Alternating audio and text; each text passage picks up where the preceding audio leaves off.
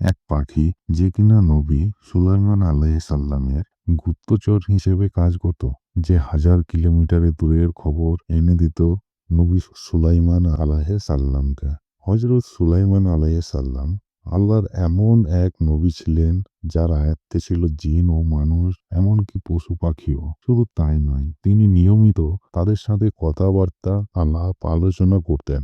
একদিন মাহফিলে তিনি লক্ষ্য করলেন তার বাহিনীতে হুদহুদ পাখি অনুপস্থিত। তৎক্ষণাৎ হযরত সুলাইমান আলাইহিসসালাম রাগান্বিত হয়ে জানালেন, যদি সে তার অনুপস্থিতির সত্যিকারের কারণ না জানাতে পারে তাকে শাস্তি পেতে হবে।